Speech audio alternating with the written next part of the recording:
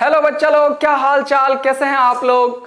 मैं हूं आपके सामने आपका आदित्य आनंद और आई होप आप लोग अच्छे होंगे, पढ़ाई कर रहे होंगे, मजा भी आ रहा होगा। कल के लेक्चर में बच्चों आप लोगों को मजा आया होगा, आई होप मजा आया होगा। बहुत सारे सोच रहे होंगे हाँ सर मजा आया था इतना इंटीग्रेशन देख के। कोई बात नहीं है बेटा, कभी कभी होता है जीवन में। तो अपन स्टार्ट कर रहे हैं आज क्या। अच्छा, इंटीग्रेशन बोल के परेशान मत हो, तो टेंशन मत लो, वो एक न्यूमेरिकल की बात मैं कर रहा था। चलो ठीक है, छोड़ो। अब आ गए हैं क्या यहां पे, ये जो अब मैं पढ़ा रहा हूं ये बोर्ड को, नीट को, मेंस को, एडवांस को, सबको जरूरत है अब जो पढ़ाने वाला हूं। ओके सर, तो अपन स्टार्ट करते हैं एटॉम्स बहुत ही बढ़िया तरीके से, और इससे एक क्वेश्चन आना ही आना है। ऐसा कोई एग्जाम नहीं है बेटा जिसमें इससे क्वेश्चन नहीं हुआ है। जब आप नीट की बात करोगे 1 से 2 क्वेश्चन, मेंस की बात करोगे 1 से 2 क्वेश्चन, एडवांस में पता नहीं कब पागल हो जाए। कॉम्प्रिहेंशन भी आता है 3 क्वेश्चन। मैच द कॉलम अगर बना दिया इस चैप्टर से तो पूरा का पूरा 8 मार्क्स का एक क्वेश्चन, वो 2-2 मार्क्स का होता है। समझ में आया नहीं आया, उसके मार्क्स ज्यादा होते हैं मैच द कॉलम में अगर ABCD का ऑप्शन ज्यादा होता है। एडवांस में मोर देन 1 ऑप्शन वाला बना दिया तो भी उसमें बढ़िया मार्क्स मिलता है। तो इस तरीके से ये चैप्टर एटॉम बहुत ही ज्यादा इंपॉर्टेंट है, और इसमें जो सबसे इंपॉर्टेंट है वो है बोर मॉडल। लेकिन मैं बात करूंगा एटॉम के कहानी की। कहानी क्या है, एटॉम्स की कहानी जो है वो अब सीखते हैं और स्टार्ट करते हैं। तो देखिए बेटा, आप लोग फुल एनर्जी के साथ आ जाइए और अपन स्टार्ट लेते हैं एटॉम्स। ठीक है, अब एटॉम्स के बारे में जो पहले बताया, डाल्टन एटॉमिक थ्योरी आया। सबसे पहले डाल्टन एटॉमिक थ्योरी, उसने एटॉम के बारे में कुछ बातें करी, बोला कुछ चीजों से मिलके बना होता है, सब एटॉमिक पार्टिकल की बात करी उसने। लेकिन बाद में पता चला कि इलेक्ट्रॉन ही ऐसा है जो ये, अब सब एटॉमिक पार्टिकल के बाद न्यूक्लियॉन्स में आजकल कुछ कुछ चीज भी लोगों को मिल गया है ना। तो वो सब चीज मिलके बन रहा है सब एटॉमिक पार्टिकल, जो प्रोटॉन है ना, जो न्यूट्रॉन है ना, अब क्वार्क्स, डॉन क्वार्क्स, ये सब मिलके बन रहा होता है। तो वो उनका कहानी हो गया खत्म डाल्टन का। तो हमने 9th क्लास से ये सब चीज पढ़ा जो हमारा आज की डेट में कोई कंसर्न नहीं है। फिर आया प्लम पडिंग मॉडल, है ना। उसने क्या बताया, प्लम पडिंग मॉडल में क्या आया कि ये जो कोई भी न्यूक्लियस है वो बिल्कुल सीड्स की तरह होता है ना। सीड्स जो होते हैं वो निगेटिवली चार्ज होता है, और बाकी जो ये फ्लैशेस होते हैं इसमें वो जो होता है वो क्या होता है, पॉजिटिवली चार्ज होता है। ऐसा बताया है ना, प्लम पडिंग मॉडल आया।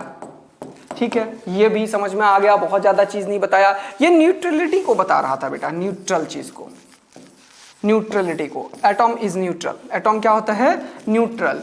जितने प्रोटॉन्स होते हैं उतने ही इलेक्ट्रॉन्स होते हैं, और as a whole atoms as a neutral, उसको बताता था ये प्लम पडिंग मॉडल। इसके अलावा उसने बहुत सारा कुछ नहीं बताया। फिर आया हमारा, कौन आया, अल्फा स्कैटरिंग एक्सपेरिमेंट। क्या आया, अल्फा एक्सपेरिमेंट जो किया रदरफोर्ड ने। इसने दुनिया को बहुत सारा चीज बता दिया। तो ये सब चीज मैं तुम्हें आजकल इस चैप्टर में थ्योरी इसलिए देता हूं कि तुम्हें रिवीजन में दिक्कत ना हो, नोट्स पढ़ के भी हो जाए। राइट, यस सर, हमें समझ में आ रहा है आप क्या बोलना चाह रहे हो। लेकिन यहां पे जब हमने ये प्लम पडिंग मॉडल देखा, उसके बाद जब अल्फा स्कैटरिंग मॉडल की बात करेंगे, है ना, रदरफोर्ड का, तो उसने बोला एक गोल्ड फॉइल था उसके पास, है ना। इस गोल्ड फॉइल पे उसने अल्फा से बॉम्बार्डिंग कराया। किससे बॉम्बार्डिंग कराया, अल्फा से। अल्फा क्या होते हैं जानते हो, हीलियम प्लस प्लस न्यूक्लियस होता है, He++ न्यूक्लियस होता है। कौन सा, ये जो गोल्ड फॉइल है उसका अल्फा से जो बम्बार्डिंग कराया वो अल्फा क्या है, हीलियम++, मतलब ये प्लस चार्ज वाला कोई चीज था।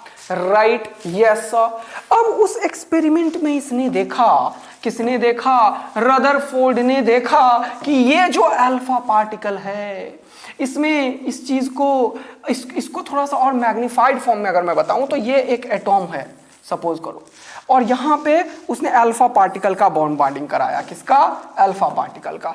तो अल्फा पार्टिकल आया, इसने देखा एक्सपेरिमेंट में कुछ अल्फा पार्टिकल बिना किसी चीज का, ना डेविएशन ना एंगल पे, और सीधा पास हो गया।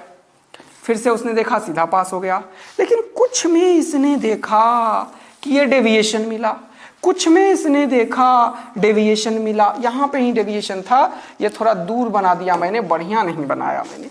क्यों सर? न्यूक्लियस आ रहा है यहाँ पे। अब उसने इस एक्सपेरिमेंट के बाद जब ढेर सारे अल्फा पार्टिकल आए, लगभग मान लो 1800 2000, तो एक अल्फा पार्टिकल उसमें ऐसा मिला जो ऐसे आके ऐसे हो गया, मतलब एकदम बाउंस बैक टाइप का चीज हुआ। इसने बोला वाह, इसी का इंतजार था कि ये जो ऐसे आया आया आया और एकदम से ऐसे निकल गया। इसने बोला इसी का इंतजार था।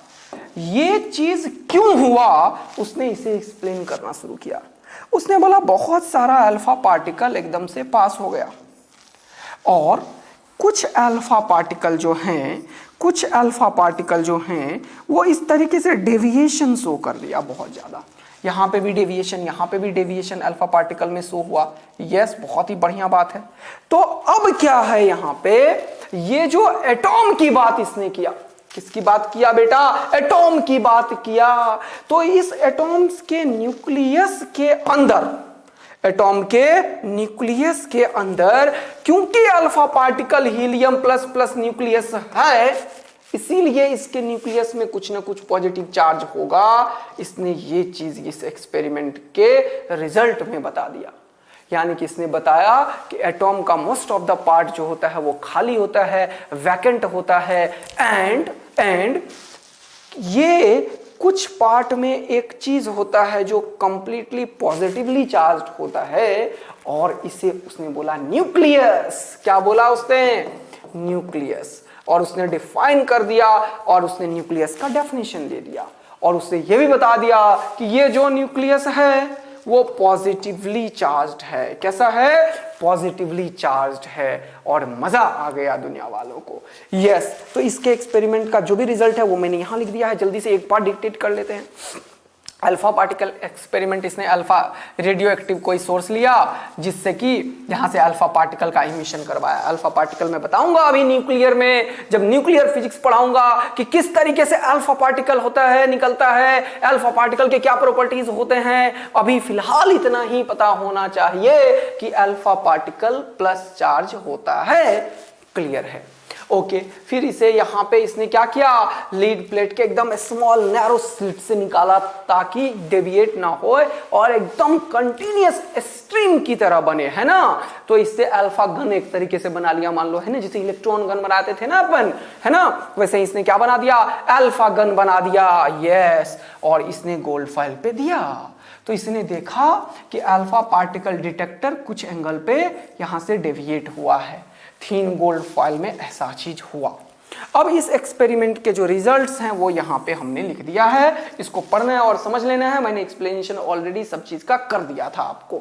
चलिए, most of the alpha particle were found to be pass through the atom through the gold foil without being deviated from their path. Some alpha particles were found to be deflected by small angle, theta is less than 90 degree। ये सब मैंने बता दिया है, तुम्हें पहले से आता है, ये बताने की आवश्यकता भी नहीं थी। लेकिन थोड़ा इंटरेस्ट तब आएगा जब ज्ञान बढ़ेगा।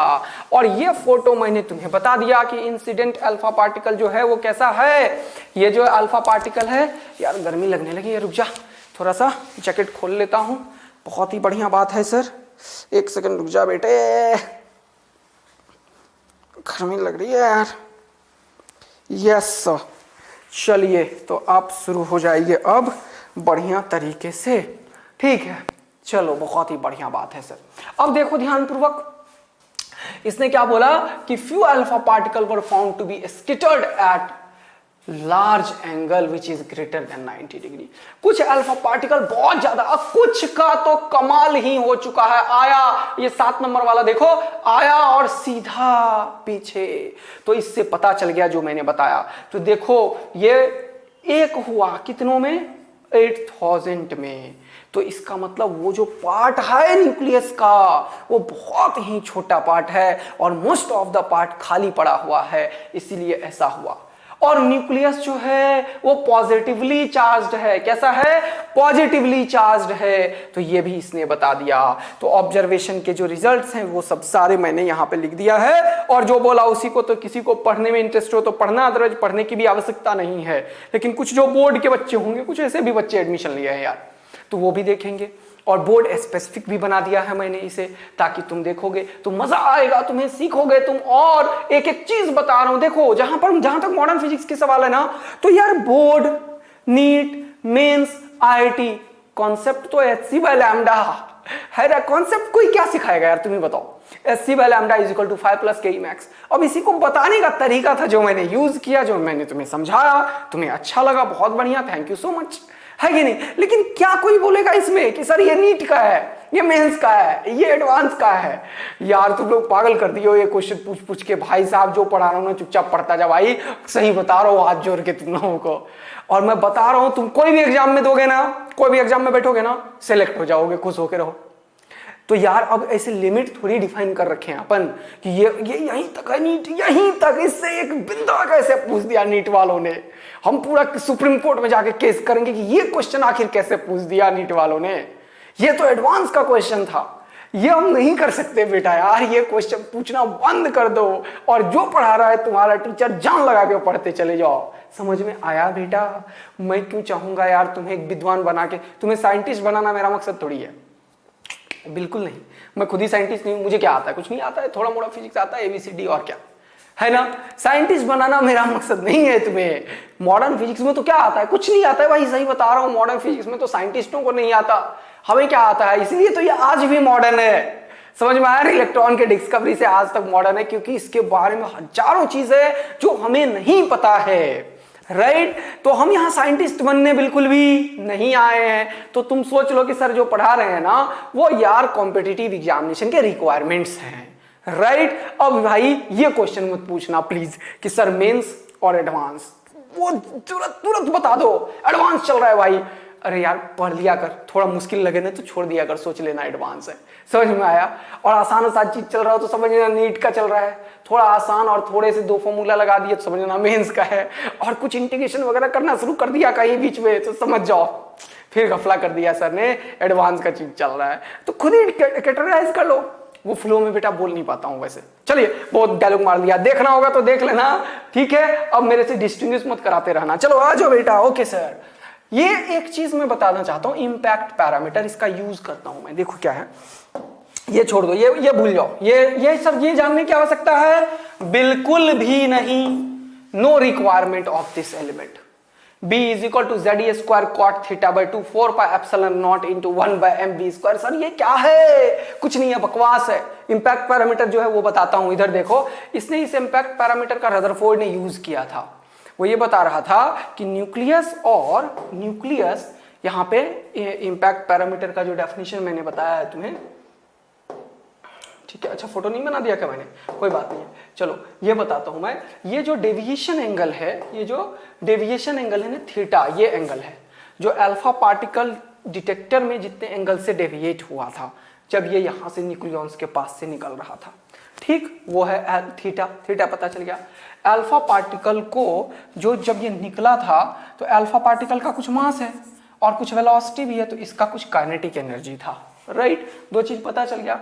जेड जो भी न्यूक्लियस तुम लोगे उसका एटॉमिक नंबर है, हमें पता है एटॉमिक नंबर और मास नंबर है ना, पता है हमें। जेड एटॉमिक नंबर होता है। वैसे मैं न्यूक्लियर केमिस्ट्री में सब बताऊंगा, एटॉमिक नंबर, न्यूक्लियॉन्स का मतलब क्या होता है, न्यूट्रॉन, प्रोटॉन, सारे के एनर्जी लेवल के बारे में बात करूंगा सब। लेकिन यहाँ एटॉम्स में वो चीज नहीं है, न्यूक्लियर केमिस्ट्री में अगले चैप्टर में है, लेकिन ये सब बताऊंगा। तो हमें पता है एटॉमिक नंबर जेड से डिनोट करते हैं और मास नंबर ए से डिनोट करते हैं। और न्यूक्लियॉन्स में न्यूट्रॉन प्लस प्रोटॉन एग्जिस्ट करता है। और न्यूट्रल एटॉम में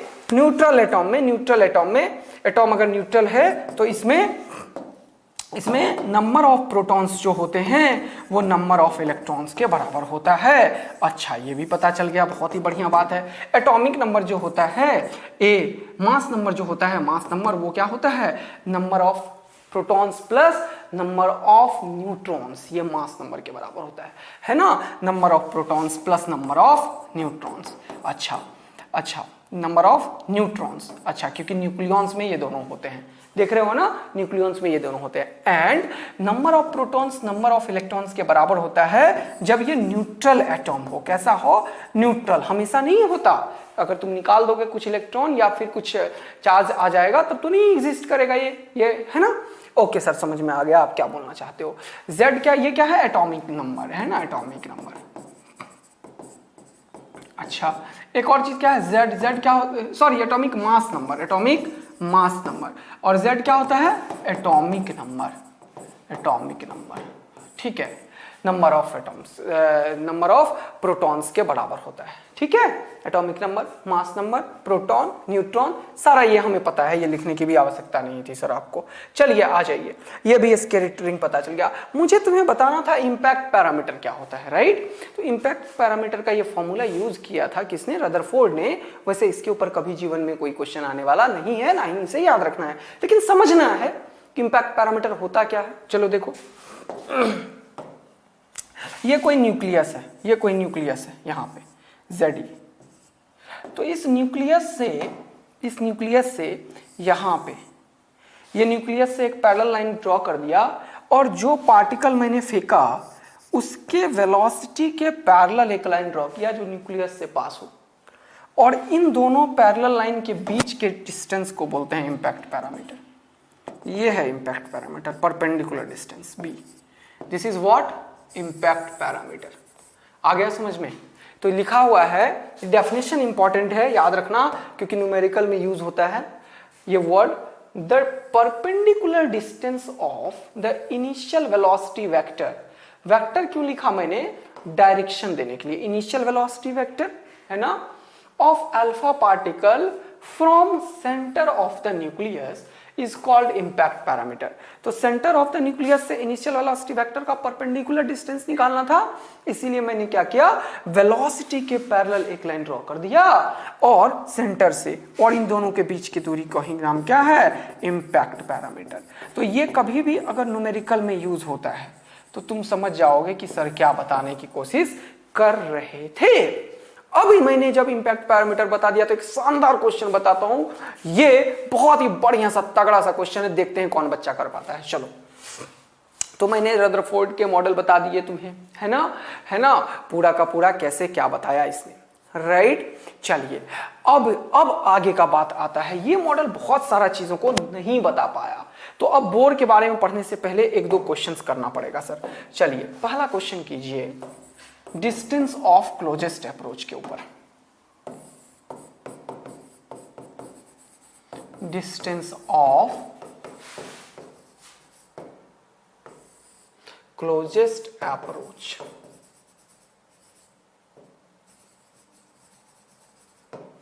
ये क्या होता है? डिस्टेंस ऑफ क्लोजेस्ट अप्रोच से क्या समझते हो आप लोग? देखो, सपोज करो ये कोई न्यूक्लियस है जिसमें पॉजिटिव पॉजिटिव चार्ज है, ठीक है, और ये कोई न्यूक्लियस का है, रेडियस होगा कुछ न्यूक्लियस का, ठीक है। अल्फा पार्टिकल को यहां से मैंने क्या किया? अल्फा पार्टिकल को मान लो मैंने यहां से छोड़ा, ठीक है। He++ है, इसके ऊपर चार्ज जो होगा वो 2e के बराबर होगा। मास मान लो m ऑफ अल्फा पार्टिकल, ठीक है। अब जरा ध्यान देना यहाँ पे, इसको जब मैं कुछ v वेलोसिटी से फेंक दिया ऐसे टक, तो अब क्या होगा? ये एक्चुअल में इलेक्ट्रोस्टैटिक का टर्म आ रहा है, जरा इन्वॉल्वमेंट शो करना अपना। इलेक्ट्रोस्टैटिक्स में हम जानते हैं कि दो चार्ज पार्टिकल अगर है यहाँ पे एक Q1 और ये डिस्टेंस R है और ये है Q2, तो दोनों के बीच का जो पोटेंशियल एनर्जी होता है वो होता है K Q1 Q2/R। बस ज्ञान के लिए बता दिया, क्योंकि मैंने तुम्हें इलेक्ट्रोस्टैट अभी नहीं पढ़ाया है। दो चार्ज पार्टिकल अगर यहाँ पे है और उसके बीच का डिस्टेंस अगर r है, तो उसके बीच का potential energy K Q1 Q2/R के बराबर होगा। अबे ध्यान इधर दे, बता दे रहा हूँ, खोपड़ी उड़ा दूंगा नहीं तो। ध्यान इधर होना चाहिए बेटा, सारा ध्यान इधर बोर्ड पे, अभी एकदम फुल कॉन्सेंट्रेशन। मैं बता रहा हूं कि आज का लेक्चर अगर तुमने पढ़ लिया तो बेटा बहुत ही बेहतरीन SC वर्मा यूं उड़ा के रख दोगे। सारे क्वेश्चन सॉल्व होगा, लाइन से क्वेश्चन सॉल्व होगा। एक सिंगल क्वेश्चन अगर छूट गया तो मेरे को बताना तुम, लेकिन लेक्चर ध्यान से सुनो एक एक चीज, ठीक है। पोटेंशियल एनर्जी ये है सर। हाँ, यहां से अगर अल्फा पार्टिकल मैंने फेंका फार अवे पॉइंट से, ध्यान देना आप, फार अवे पॉइंट से मैंने फेंका, कहां से? फार अवे, बहुत दूर, मतलब इन्फिनिटिव। तो इन्फिनिटिव में ये आर कितना हो जाएगा? बहुत ज्यादा दूर, बहुत ज्यादा। इन्फिनिटिव का पोटेंशियल एनर्जी क्या हो जाएगा? 0 हो जाएगा। तो अगर फार अवे पॉइंट रखा तो पोटेंशियल एनर्जी कितना हो जाएगा? 0 हो जाएगा। फार अवे पॉइंट रखा तो पोटेंशियल एनर्जी कितना हो जाएगा? 0 हो जाएगा। बहुत ही बढ़िया बात है सर। चलो ध्यान देंगे आप, ध्यान देंगे आप, ध्यान देंगे आप। तो मैंने जो अल्फा पार्टिकल को फेंका, तो मुझे बताओ कि ये न्यूक्लियस से कितने दूरी पे आके, ये कितना distance, minimum distance between the alpha particle and nucleus. Find the minimum distance between alpha particle and nucleus. ठीक है, बताओ मुझे, जल्दी बताओ। और पढ़ने से तुम्हें हड़बड़ाना नहीं है, मैंने बहुत बार बोल दिया ये लाइन। चुपचाप बैठ के पढ़ाई करना है। 3 महीना पिताजी ने पैसे दे दिए, घर में बिठा के खिला रहे हैं और इंटरनेट की फैसिलिटी भी प्रोवाइड कर दिए। तो अब तेरे को पढ़ने के अलावा ना कुछ नहीं सोचना है। समझ में आ रहा है ना बेटा? हाँ, चलिए आ जाइए आप। तो कोई बच्चा पॉज करके अटेम्प्ट करना चाहते हो तो करो और बाकी सॉल्यूशन देखो। देखो ऐसे क्वेश्चंस में मैकेनिकल एनर्जी कंजर्वेशन प्रिंसिपल चला रहे हैं अपन। ये क्या बोल रहे हो सर? यस, क्या ये न्यूक्लियस जो है उसमें चार्ज है? हाँ, तो चार्ज है तो इसके आसपास के रीजन में इस चार्ज के चलते एक इलेक्ट्रिक फील्ड क्रिएट हो जाएगा। हाँ, अब कोई ये मत बोल देना कि सर इलेक्ट्रिक फील्ड हमें नहीं आता, है कि नहीं? चार्ज है रुका हुआ तो उसके आसपास के रीजन में इलेक्ट्रिक फील्ड है। और इस मास के पास भी एक चार्ज है। हाँ, चार्ज है 2e, क्योंकि ये हीलियम प्लस प्लस न्यूक्लियस है। प्लस प्लस मतलब 2 इलेक्ट्रॉन निकाला तो 2 इलेक्ट्रॉन का चार्ज आ गया है, पॉजिटिव आ चुका है। यस, तो इसका और इसमें रिपल्सन होगा, ये भी पॉजिटिव ये भी पॉजिटिव। हाँ, तो एक टाइम आएगा, वेलोसिटी है, तो ये वेलोसिटी जो होगा उसमें रिपल्सन के चलते इसका वेलोसिटी घटेगा घटेगा घटेगा घटेगा। जब यहाँ पे आया और इसका वेलोसिटी हो गया 0, सपोज कर लो इस पॉइंट पे आया अल्फा पार्टिकल और वेलोसिटी हो गया 0, वेलोसिटी 0 हो गया तो इससे आगे नहीं जा पाएगा। अब ये डायग्राम कोई कैसा भी बना सकता है, यहां तक भी दे सकता है कि नहीं? न्यूक्लियस के अंदर तक इंसर्ट करा के कोई फोटो कैसा भी बना सकता है। तो फोटो बनाने की बात है सर। हाँ, तो फोटो कैसा भी बना सकता है। मान लो ऐसा ही फोटो बना दिया कोई, तो मैं क्या करूंगा? कुछ नहीं करूंगा, बोलूंगा ठीक है बेटा बहुत मस्त आया। तो ये है आर मिनिमम। तो इसको कैसे करोगे? तुमने लगाया मैकेनिकल एनर्जी कंजर्वेशन प्रिंसिपल। क्या लगाया? Mechanical energy. सर ये न्यूक्लियस एटॉम में ये चल रहा है, मैंने बोला ना मैं एडवांस के लेवल तक अगर पहुंचाऊं तो कुछ भी कभी भी यूज कर दूंगा, राइट? तो तुम्हें ये सब चीज सीखना है। तो यहाँ पे फार अवे पॉइंट पे पोटेंशियल एनर्जी कितना है? तो potential energy plus kinetic energy कहाँ पे?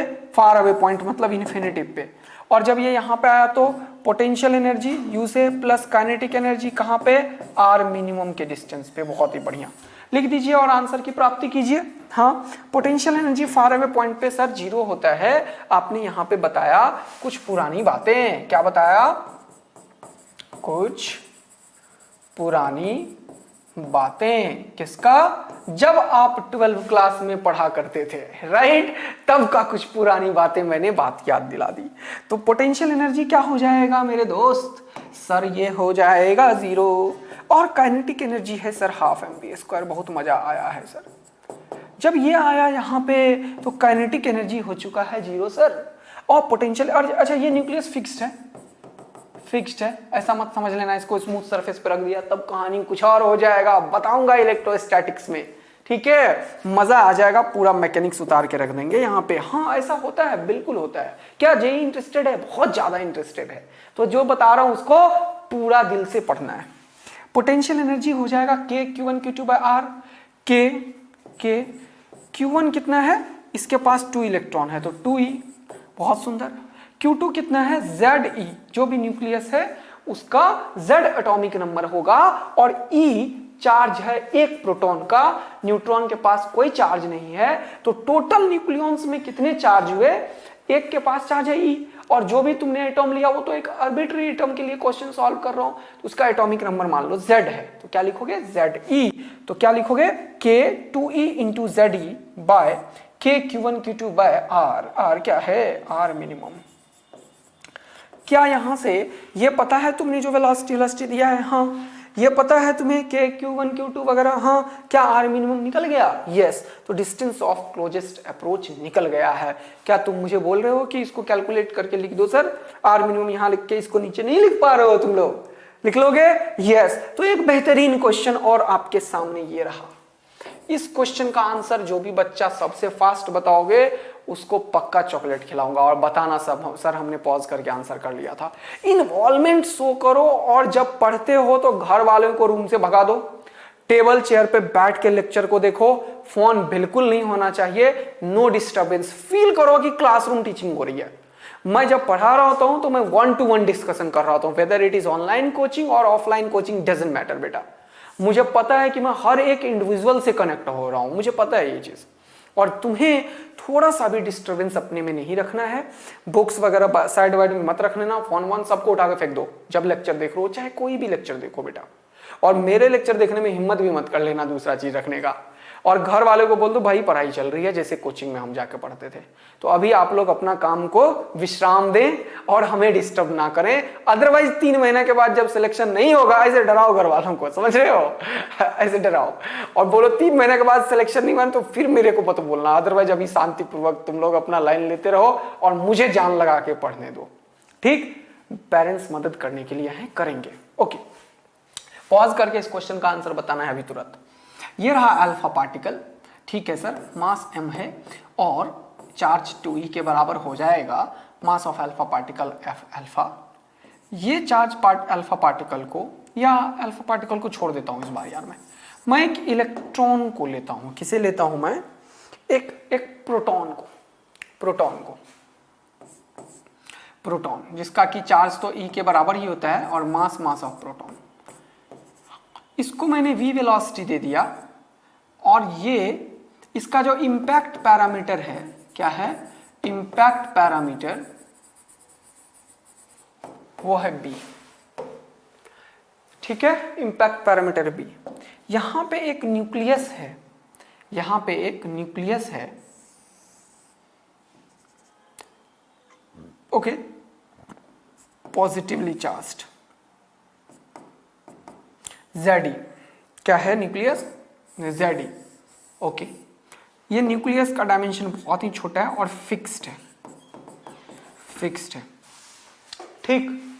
तो ये पॉजिटिवली चार्ज है और ये न्यूक्लियस है जो Z एटॉमिक नंबर है, तो टोटल चार्ज इसमें Zd है। ओके, जब मैंने बहुत ही फार अवे पॉइंट से, फार अवे का मतलब बहुत ज्यादा दूर से, इन्फिनिटिव से, फार अवे कभी बोलूं तो उसका मतलब इन्फिनिटिव से, फार अवे पॉइंट से मैंने इस प्रोटॉन को इसकी तरफ, न्यूक्लियस की तरफ ऐसे फेंक दिया, right? Impact parameter is B. इसका क्या मतलब? इंपैक्ट पैरामीटर यदि मैंने बी दिया तो इससे क्या इंफॉर्मेशन मिला आपको? इससे मिला इंफॉर्मेशन कि इन दोनों के बीच की दूरी जो है वो है, इन दोनों के बीच की दूरी यहां से न्यूक्लियस से ये वाला लाइन है ना, अच्छा, और यहां से ये वाला लाइन, यहां से ये वाला लाइन, इन दोनों के बीच की दूरी क्या हो जाएगी? बताओ जल्दी से। इन दोनों की बीच की दूरी जो हो जाएगी वो हो जाएगी b। क्या हो जाएगी? b। ये रहा इंपैक्ट पैरामीटर। क्या है बेटा? ये इंपैक्ट पैरामीटर। ये इंफॉर्मेशन गिवन है क्वेश्चन में, क्या कोई दिक्कत? No sir. अब आप बताइए मुझे कि find the minimum separation between proton and this charge particle. जल्दी से बताइए, find the minimum separation between proton and nucleus। जल्दी से पॉज करके बताओ, अब मैं बताता हूं। तो अब तुम देखो सर, ये फार अवे पॉइंट से फेंका ऐसे, तो किन दोनों में, ये प्रोटॉन है, ये न्यूक्लियॉन्स है, पॉजिटिव चार्ज, तो दोनों में रिपल्सन होगा। हाँ, ignore the effect of electrons and everything, consider only nucleons effect, right? ये क्वेश्चन वालों ने बोला। तो इन दोनों में रिपल्सन अगर होगा सर, इनमें और इनमें अगर रिपल्सन होगा, तो ये चार्ज पार्टिकल ऐसे आ रहा है, हाँ ऐसे आ रहा है, हाँ, लेकिन ऐसे कैसे आता रहेगा? हाँ बोले जा रहे हो, ऐसे कैसे आता रहेगा? अरे भाई, ये पॉजिटिव और ये पॉजिटिव, तो दोनों में रिपल्सन होगा, ये ऐसे नहीं आएगा, ये यहां से आते ही ऐसे भागेगा, ऐसे जाएगा, ऐसे नहीं जाएगा। बोलो आया या नहीं आया? पक्का? यस। तो जब चार्ज पार्टिकल ऐसे जाएगा, जरा ध्यान देना भाई, ध्यान देना, तो अब इन दोनों के बीच में मिनिमम सेपरेशन कब होगा? तो ये एक पॉइंट की तरह बिहेव करता है और ये कर्व की तरह बिहेव करता है। तुम्हें थोड़ा मैथ्स तो आता होगा। Minimum separation between point and curve क्या होता है? Perpendicular distance. ऐसे ही फील कर लो, फील करो इसे, ये पॉइंट है और ये कोई कर्व है, तो मिनिमम सेपरेशन क्या होगा? ये होगा क्या? हाँ बोलो जल्दी से, ये होगा क्या? नो। क्या होगा? ये होगा क्या? नो। ये होगा क्या? नो। कौन सा होगा? ये होगा सर ये होगा। यहाँ पे 90 ड्रॉ किया और ये होगा आर मिनिमम इस कर्व और इस पॉइंट के बीच का। बोलो ये कॉन्सेप्ट है ना? ये होगा ना, ये होगा ना, ये होगा ना, ये होगा। तो minimum separation between a curve and a point is perpendicular distance, right? Yes. तो ये चार्ज पार्टिकल यहां से उड़ता हुआ आया और ये पॉइंट चार्ज पार्टिकल है, तो इन दोनों के बीच में मिनिमम सेपरेशन कहां पे होगा? कुछ इस पॉइंट पे होगा, जहां पे यहां पे टेंजेंट ड्रॉ कर दो तो ये 90 डिग्री बना दे, 90 डिग्री बना दे, तो ये हो जाएगा आर मिनिमम। हाँ जी सर, चलो ये निकालना अपना काम है। हाँ बेटा, ये निकालना अपना काम है। कैसे करोगे बताओ? कोई भी बच्चा बताओ, और टेलीग्राम ग्रुप पे लिखना कि किसने इस क्वेश्चन को सोचा था, एकदम पॉज करके। और यार मैक्सिमम बच्चा जो लेक्चर देख रहे हो ना, अगर बिना पॉज किए इस क्वेश्चन को बस वीडियो देखे जा रहे हो ना, तो तुम दुनिया के सबसे नंबर 1 के नालायक हो, मैं बता दे रहा हूं। क्योंकि मैंने 10 बार बोला पॉज करके अटेम्प्ट करो, अपना दिमाग लगाओगे तब तुम्हारा सिलेक्शन होगा, अदरवाइज मेरे जैसे टीचर का लेवल बढ़ता जाएगा। ठीक है, समझ में आया कि नहीं आया? मुझे और बढ़िया तरीके से सिखाने में मजा आएगा। समझ में आया नहीं आया? तो बेटा अगर तुम्हें सेलेक्ट होना है तो तुम्हें आगे बढ़ना पड़ेगा और जो बता रहा है टीचर उसे फॉलो करना पड़ेगा। चलिए, तो एक तो हमें समझ में आ रहा है सर कि ये फार अवे पॉइंट है और ये सारा इलेक्ट्रिक फील्ड है, कंजर्वेटिव इन नेचर है, तो हम मैकेनिकल एनर्जी कंजर्वेशन फिर से लगा सकते हैं। हाँ बेटा लगा लीजिए, मैकेनिकल एनर्जी कंजर्वेशन प्रिंसिपल। यहां का पोटेंशियल एनर्जी कितना है? 0। फार अवे को लिख के इसने पोटेंशियल एनर्जी को 0 करवा दिया। काइनेटिक एनर्जी है half mass of proton into V square. बहुत मजा आ रहा है सर। जब ये यहां पे आया तो क्या इसका कुछ, ये v जो होगा वो v ही रहेगा या कुछ चेंज हो जाएगा? जब ये यहां पे आएगा तो v ही रहेगा या कुछ चेंज हो जाएगा? सर इसका इफेक्ट के चलते कुछ फोर्सेस वगैरह लग ही रहे हैं, तो एक नए डायरेक्शन में तो कुछ ना कुछ स्पीड आना शुरू हो जाएगा, तो वो v नहीं रह जाएगा, स्पीड चेंज हो जाएगा, कुछ नया हो जाएगा, let it be v dash हो जाएगा। ये बात समझ में आया? क्या बोल दिया भाई? यहाँ पे जब ये आएगा तो क्या इसका स्पीड v ही रहेगा या कुछ नया हो जाएगा? v डैश हो जाएगा। सर नया हो जाएगा, क्योंकि इसके इन्फ्लुएंस में ये आने लगा है और इसका और इसके बीच में एक रिपल्सिव फोर्स तो एक्ट कर ही रहा होगा। यस सर, बहुत ही बढ़िया। तो ये पोटेंशियल प्लस काइनेटिक लिख दिया और यहां पे जब आया तो यहां पे पोटेंशियल, यहां पे एक प्रोटॉन है जिसके ऊपर चार्ज E है, इन दोनों के बीच का क्या लिखोगे? Potential energy. कैसे लिखोगे? K Q1 Q2 by are minimum. अच्छा हाँ, बहुत ही बढ़िया बात है। और यहां पे इसका kinetic energy half m v dash square, equation 1। क्या इसमें कोई दिक्कत किसी बच्चे को? ये अगर फिक्स्ड है तो क्या मैकेनिकल एनर्जी कंजर्वेशन प्रिंसिपल लग सकता है क्या यार? बताओ तो, अगर ये फिक्स्ड है तो क्या इन दोनों के बीच में मैकेनिकल एनर्जी कंजर्वेशन प्रिंसिपल लग सकता था क्या? बताओ बेटा, जल्दी बता दो। अगर ये और ये फिक्स्ड है, न्यूक्लियस ये हिल ही नहीं रहा है, तो एनर्जी का लॉस कहीं हो रहा था क्या? No sir. जब एनर्जी का कहीं लॉस नहीं हो रहा है तो मैकेनिकल एनर्जी कंजर्वेशन प्रिंसिपल बिल्कुल इंप्लीमेंट कर सकते हो आप। बोलो हाँ है ना? पक्का क्लियर है? Yes sir. अब जरा ध्यान देंगे यहाँ पे। अब इन दोनों में जब हमने ये वाला चीज देख लिया है, अब वेरिएबल्स क्या है? एक तो है वेरिएबल आर मिनिमम, एक तो है वेरिएबल आर मिनिमम और दूसरा वेरिएबल है वी डैश का स्क्वायर। दूसरा वेरिएबल है वी डैश का स्क्वायर और एक वेरिएबल है आर मिनिमम। अब क्या होगा बेटा? अब कौन सा इक्वेशन लगाओगे? मैं इसमें इंटरेस्टेड हूं। कौन सा इक्वेशन चलेगा बताओ? अब मैं पॉज करके तुम सोचना, बहुत ही मजेदार क्वेश्चन दिया, तुम्हें आता है। मुझे एक बात बताओ कि इसके और इसके बीच में जो भी फोर्स लग रहा है, क्या वो हमेशा फोर्स इसी से पास करेगा क्या?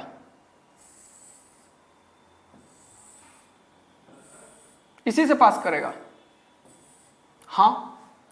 तो जब इससे सारा फोर्स इसी से पास कर रहा है तो इस पॉइंट के अबाउट जो ये फोर्स लग रहा है electrostatic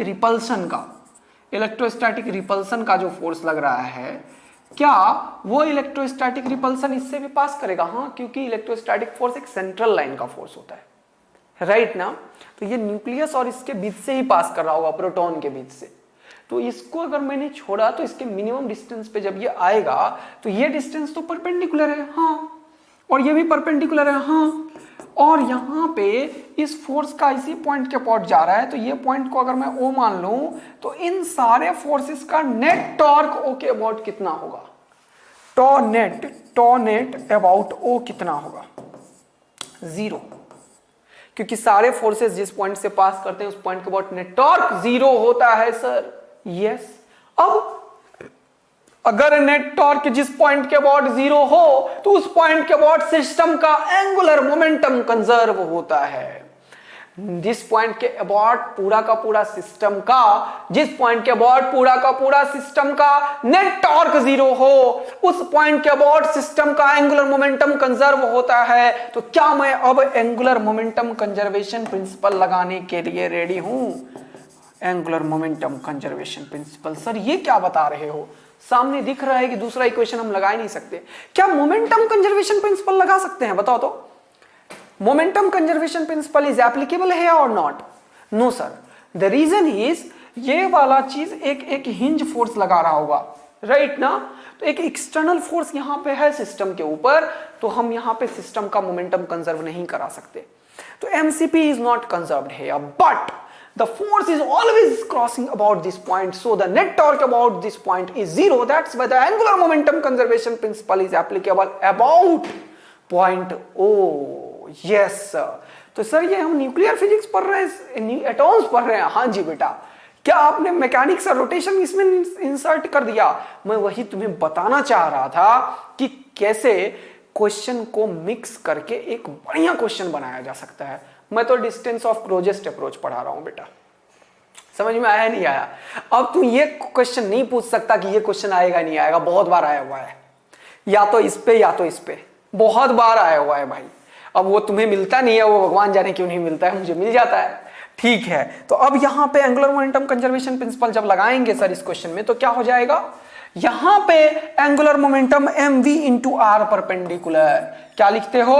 mv into r perpendicular. अच्छा, और ये इनिशियल, और यहां पे mv into r perpendicular final. अच्छा, तो ये हो जाएगा li is equal to lf, li is equal to lf, वो तो पार्टिकल फिक्स है, और इसका इनिशियल एंगुलर मोमेंटम mv, ये क्या mv, ये p cross R cross P ही तो होता है ना एंगुलर मोमेंटम। यार तुम लोगों ने पढ़ रखा है भाई, मैंने वैसे नहीं पढ़ाया, अभी पढ़ाऊंगा अगले लेक्चर में, लेकिन तुम्हें पता है mv इंटू आर परपेंडिकुलर होता है, तो mv इंटू बी हो जाएगा। क्या हो जाएगा?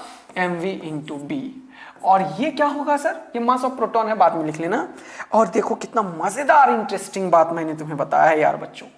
यहां पे देखो ये और ये परपेंडिकुलर है, तो ये भी mv इंटू आर परपेंडिकुलर है, तो हम लिख सकते हैं फाइनल इंस्टेंट पे m v dash into r minimum, क्योंकि आर मिनिमम इस v के ऊपर परपेंडिकुलर था। अच्छा, अब आयो मजा जीवन का। यस, तो मजा जब आ गयो हो जीवन का तो सॉल्व भी कर लीजिए, ये दोनों निपट चुका है। कुछ भी वी डैश निकाल लो, वी डैश का वैल्यू आ चुका है v b by are minimum, और यहां से इसको इक्वेशन 2 मान लीजिए या 3 मान लीजिए, आई डोंट नो 2 मैंने किसे माना है, नहीं माना है मेरे ख्याल से।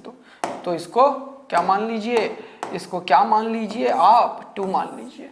एक इक्वेशन वी डैश में है और आर मिनिमम में है, और दूसरा इक्वेशन वी डैश और आर मिनिमम में है। इक्वेशन 1 और 2 को सॉल्व कर लीजिए। ये मैं सॉल्व करूं, x plus y is equal to 7, 3x minus y is equal to 8। बताओ x एंड y का वैल्यू कितना है? वही तो है ये यार, बोलो बच्चा। 2 इक्वेशन 2 वेरिएबल सॉल्व हो चुका है। Yes sir. तो this is the way how we can understand the physics, है ना, और how the problem can be involve in different types of physical situation and different kind of physical equation can be used. ये बात तुम्हें समझ में आया? मैंने इस क्वेश्चन में मैकेनिकल एनर्जी कंजर्वेशन प्रिंसिपल लगा दिया, मैंने इलेक्ट्रिक फील्ड के इफेक्ट को दिखा दिया, मैंने इलेक्ट्रोस्टैटिक्स को इंसर्ट करा दिया, मैंने एटॉम्स न्यूक्लियर फिजिक्स को इंसर्ट करा दिया, और मैंने रोटेशन का पूरा कॉन्सेप्ट यूज करवा दिया, torque angular momentum conservation principle. क्या तुम्हें मजा आया तो बोलो हाँ, नहीं तो ना, और अगर नहीं आया तो पीछे जल्दी से 2 बार देख लो। अब जो हम पढ़ रहे हैं वो बहुत ही इंटरेस्टिंग, अभी तक मैंने तुम्हें थोड़ा फील दिया था छोटे मोटे चीजों का, अब आ रहा है जो रियल में क्वेश्चन आना ही आना है, और वो टॉपिक है तुम्हारे सामने, ये रहा बोर मॉडल। कौन सा रहा? Bohr model. तो बोर मॉडल की चर्चा बिना किए हुए उसे दिखाना बेकार है। अच्छा सर, तो चलिए शुरू हो जाइए। Bose model most important. ये तुम समझ गए तो पूरा एससी वर्मा का एटॉम चैप्टर खत्म है। बोर मॉडल तुम समझे और एससी वर्मा का खत्म है। आज जाके होमवर्क भी करना है, यदि मैं वहां तक पहुंच गया तो। वैसे मैं प्रैक्टिस करवाऊंगा तब करना, ठीक है? तब तुम्हें कॉन्फिडेंस आता है एक्चुअली, इसीलिए। ठीक है, ओके सर, चलिए आ जाइए बेटा। चलो, ये पॉस्टुलेट्स है। बोर ने पॉस्टुलेट्स दिया। बोर मॉडल में क्या है? पॉस्टुलेट्स। क्या है? पॉस्टुलेट्स। पॉस्टुलेट्स क्या होता है? जिसका मैथमेटिकल डेरिवेशन हमारे पास नहीं होता, राइट? लॉजिकल डेरिवेशन होता है, और एक्सपेरिमेंटल डेरिवेशन भी नहीं होता हमारे पास। तो पॉस्टुलेट्स इनडायरेक्टली ऐसा चीज है जिसका एक्सपेरिमेंटल वेरिफिकेशन नहीं है, ऐसा समझ लो तुम। ओके सर, तो ये कुछ बोल दिया, हाँ, और क्योंकि बोर भगवान है इसीलिए हमने इसकी बात आज तक मान ली है, और दुनिया में कोई इसे गलत नहीं कर पाया, इसीलिए हम अभी भी मान रहे हैं इसे, राइट? तो बोर्स के 3 पॉस्टुलेट्स हैं जो बहुत ही इंपॉर्टेंट है और काफी कुछ को डिस्कस करता है। ओके, एक चीज और बताया था रदरफोर्ड ने कि ये जो खाली पार्ट में है उसमें इलेक्ट्रॉन्स है जो घूम रहा है। इसने क्या बताया था? इलेक्ट्रॉन जो है वो क्या करता है? घूमता है। तो दुनिया वालों ने ना ये रदरफोर्ड को ना बहुत ज्यादा परेशान किया इस बात को लेके कि जब मैक्सवेल क्वांटम थ्योरी आया तो रदरफोर्ड से एक क्वेश्चन पूछा गया कि तुमने न्यूक्लियॉन्स तो बता दिया, न्यूट्रल ये न्यूक्लियस होता है, हाँ, और इलेक्ट्रॉन, इसने बोला कि इलेक्ट्रॉन एक ऑर्बिट में मूव कर रहा होता है अराउंड द न्यूक्लियस, ये बात इसने बोल दिया, और मोस्ट ऑफ द पार्ट इसका खाली होता है। तो इससे पूछा दुनिया वालों ने, तो बताओ कि मैक्सवेल का जो क्वांटम थ्योरी है उसने बोला अगर कोई मूविंग चार्ज पार्टिकल है, नो एक्सेलरेटिंग चार्ज पार्टिकल, तो रदरफोर्ड से दुनिया वालों ने पूछा, रदरफोर्ड ये बताओ तुम कि तुम्हारा जो ये इलेक्ट्रॉन है, ये रदरफोर्ड से दुनिया वालों ने ये क्वेश्चन किया कि तुम्हारा जो ये इलेक्ट्रॉन है न्यूक्लियस के चारों तरफ, क्या ये घूम रहा है? बोला हाँ भाई बिल्कुल घूम रहा है, क्योंकि मोस्ट ऑफ द पार्ट खाली है। बोला बहुत बढ़िया। अगर कोई चीज घूमता है सर्कुलर पाथ पे तो क्या इसके ऊपर कोई एक्सेलरेशन होता है? रदरफोर्ड ने बोला हाँ भाई, v²/r सेंट्रीपिटल एक्सेलरेशन होता है। कितना? v²/r, और ये r रेडियस पे घूम रहा होता है, हाँ। तो बोला v² नाम का एक एक्सेलरेशन है, बोला हाँ। तो बोला मैक्सवेल ने बताया कि एक्सेलरेटिंग चार्ज पार्टिकल रेडिएट करता है। क्या करता है? रेडिएट करता है। बोला हाँ ठीक है, मैक्सवेल ने बताया एक्सेलरेटिंग चार्ज पार्टिकल से रेडिएशन होता है इलेक्ट्रोमैग्नेटिक, राइट? तो बोला इलेक्ट्रोमैग्नेटिक अगर रेडिएशन हो रहा है, ईएम रेडिएशन यहाँ पे, तो इस ईएम रेडिएशन के चलते ये इलेक्ट्रॉन का एनर्जी घट रहा है। बोला हाँ, मतलब इसके पास तो काइनेटिक एनर्जी था, मतलब mv² घट रहा होगा। तो बोला रदरफोर्ड ने बिल्कुल सही बात है। बोला जब ये घट रहा है तो ये जीवन भर ऐसा ऐसा क्यों करना चाहिए? और तुमने बोला पूरा दुनिया एटॉमिक सब पार्टिकल से मिलके बना हुआ है और इलेक्ट्रॉन चारों तरफ घूम रहा है, तो धीरे धीरे ये एटॉम्स खत्म होने चाहिए और ये दुनिया खत्म हो जाएगा, क्योंकि ये इलेक्ट्रॉन्स जो हैं ये तो पूरा चक्कर मार रहा है और रेडिएशन कर रहा है। इसका मतलब पहली बार में ऐसा, तो दूसरी बार में ऐसा, तीसरी बार में ऐसा, चौथी बार में ऐसा, पांचवी बार में ऐसा, छठी बार में ऐसा, और न्यूक्लियस से जाके निपट गया तो खत्म हो गया। बोलो हाँ है ना? तो ये तो नहीं हो रहा है यार, दुनिया तो निपट नहीं रही, एटॉम तो खत्म नहीं हो रहा है तुम्हारा, तो फिर तुम्हारा ये जो इलेक्ट्रॉन चारों तरफ घूम रहा है उसका क्या है लॉजिक? ऐसे बकवास बातें बता देते हो दुनिया वालों को। रदरफोर्ड ने हाथ जोड़ लिया, बोला मेरे पास इसका आंसर नहीं है, मुझे माफ कर दो, मुझे घर जाने दो। ठीक, तो लोगों ने बोला चलो माफ किया। वैसे उस टाइम पे पता है तुम्हें, साइंटिस्ट को माफ नहीं किया जाता था, उन लोगों को पूरा फांसी पे लटका दिया जाता था। पावरफुल लोग सब इतने ज़्यादा थे। और कितने साइंटिस्ट तो पूरा होल फैमिली सुसाइड कर लेते थे, जिंदा रहने के लिए कुछ नहीं बचता था उनको, ऐसे प्रॉब्लम्स होती थी। और साइंटिस्टों में लड़ाई मार हो रहा होता, तुमने ऐसा कैसे बोल दिया, तुमने ऐसा कैसे बोल दिया, जिसके पास प्रूफ नहीं होता था, जो पावरफुल नहीं होता था। तो ये हालात हैं आजकल, तो हम कुछ भी बोल देते हैं, है ना, फ्रीडम ऑफ स्पीच हमें मिला हुआ है। चलिए आ जाइए बोर्स मॉडल। बोर्स मॉडल में क्या है बेटा, बोर ने ये सब दिमाग लगाया बैठ के, और बोर बहुत बढ़िया मैथमेटिशियन था, उसे ना डेटा से खेलना खूब आता था। उसने क्या किया, रदरफोर्ड को लिया एक हाथ में और दूसरे हाथ में किसे ले लिया, डी ब्रोगली को, और उसने मारा एक खतरनाक तुक्का बोर ने। और बहुत, ये एक बार नहीं 2-3 बार नोबेल प्राइज लिया है, पता है तुम्हें, इतना खतरनाक साइंटिस्ट था बोर। क्यों? क्योंकि दिमाग चलाता था, तो तुम्हें भी दिमाग चलाना चाहिए, राइट। तो बोर ने क्या किया, डी ब्रोगली को समझा। ओके, डी ब्रोगली ने कुछ बताया है, और उसने क्या बोला, रदरफोर्ड को भी लिया। बोला दुनिया वालों अब आ जाओ, मैं बताता हूं तुम्हें कि ये रदरफोर्ड के क्वेश्चन का आंसर क्या है। बोला वाह, बोला रदरफोर्ड जो बोला वो सही है, लेकिन ये जानता नहीं है कि ये सही कैसे है, मैं बताऊंगा कि ये कैसे सही है। दुनिया बोला चल बता भाई। फिर और उसने बोला ये जो, और इसका फायदा किसने उठा, किस बैकग्राउंड में किसका फायदा उठा रहा है ये, किसका, जिसका एक्सपेरिमेंटल वेरिफिकेशन दुनिया कर रही थी, डेविसन जर्बर एक्सपेरिमेंट, मतलब डी ब्रोगली का इसने फायदा उठा लिया। और इसने 3 पॉस्टुलेट्स दे दिए दुनिया वालों को। तो 2 पॉस्टुलेट्स तो पहले समझते हैं, तीसरा कुछ नहीं है, वो एनर्जी कंजर्वेशन है। लेकिन इसने, और अच्छा ये जो था, ये जो मॉडल था, ये स्पेक्ट्रम को भी डिस्क्राइब नहीं कर पाता था। इमिशन स्पेक्ट्रम कैसे बन जाता है, एब्जॉर्प्शन स्पेक्ट्रम हाइड्रोजन एटम का तब तक तैयार हो चुका था, ये सब कैसे बन रहा है ना, एब्जॉर्प्शन स्पेक्ट्रम मैक्सवेल थ्योरी के अकॉर्डिंग वो सब कैसे बन रहा है, वो सब ये एक्सप्लेन कर ही नहीं पा रहा था। बोर ने बोला मेरे पास है हर एक चीज का आंसर, मैं तुम्हें दूंगा पूरा का पूरा एड्रेस। लेकिन रियल एड्रेस तो एटॉम का जो है वो श्रोडिंगर वेव इक्वेशन से आता है, तुम लोग केमिस्ट्री में शायद पढ़े हो तो पढ़े हो, अदरवाइज इंजीनियरिंग कॉलेज में पढ़ोगे क्वांटम फिजिक्स में। अब इधर आ जाओ, बहुत ज्यादा कहानी है इसमें, ये चैप्टर ही कहानी वाला है।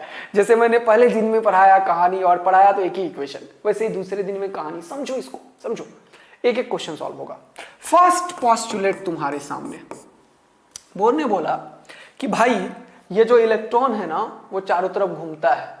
लोगों ने बोला अच्छा बहुत बढ़िया, तो फिर ये एनर्जी रेडिएट क्यों नहीं करता। बोला एनर्जी रेडिएट करता है, मैं कहां बोल रहा हूं नहीं करता है। बोला तब फिर बोल क्या रहे हो। बोला लेकिन ये एक स्टेशनरी ऑर्बिट में घूमता है। अच्छा, इसने ये खतरनाक तुक्का मारा।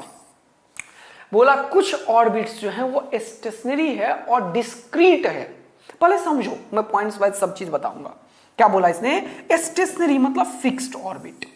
अच्छा, अब स्टेशनरी बोल के इसने बोर का हेल्प लिया है, उसका डी ब्रोगली का हेल्प भी लिया है, जरा देखना। बोला ये जो ऑर्बिट्स हैं जिसमें इलेक्ट्रॉन्स चक्कर मार रहा होता है, ये ऑर्बिट फिक्स्ड होता है और डिस्क्रीट होता है। डिस्क्रीट मतलब एक के बाद अगला, यहां पे बीच में कुछ गैप है। ये गैप देने के चक्कर में उसने इमिशन और एब्जॉर्प्शन स्पेक्ट्रम को भी प्रूव किया है। सब समझाऊंगा अच्छे से, देखो ये आर है, यहाँ पे न्यूक्लियस है Ze, हाँ बहुत ही बढ़िया बात है। ये इलेक्ट्रॉन के साथ घूम रहा है, यहाँ पे ये वाला चीज भी इलेक्ट्रॉन के साथ घूम रहा है। अच्छा, बहुत ही बढ़िया बात है। ये वाला, तो बोला ये जो सर्कुलर ऑर्बिट में ये घूमता है इलेक्ट्रॉन, किसने बोला, बोर ने, वो एक फिक्स्ड स्टेशनरी ऑर्बिट है और डिस्क्रीट इन नेचर है। एंड उस स्टेशनरी ऑर्बिट का एंगुलर मोमेंटम फिक्स है। क्या फिक्स है, एंगुलर मोमेंटम। वाह मजा आ गया। और बोला वो एंगुलर मोमेंटम जो है किसका, इस स्टेशनरी ऑर्बिट का, वो NH/2π के इंटीग्रल मल्टीपल पे है। एंगुलर मोमेंटम जो है वो किसके बराबर है, ये L जो है वो NH/2π के बराबर है, वेयर N इज 1 2 3 4, मतलब ये इंटीग्रल मल्टीपल ऑफ H/2π के बराबर है। अच्छा, मतलब एंगुलर मोमेंटम इसका, इलेक्ट्रॉन का, हाँ, और हर एक स्टेशनरी ऑर्बिट में NH/2π के बराबर है, हाँ, तो एंगुलर मोमेंटम कितना होगा, ये हमेशा इसी r के परपेंडिकुलर ही जा रहा होगा, इसी r के परपेंडिकुलर, तो इसका एंगुलर मोमेंटम कितना होगा, mvr, तो इसने बताया mvr जो होगा वो nh/2π के बराबर होगा।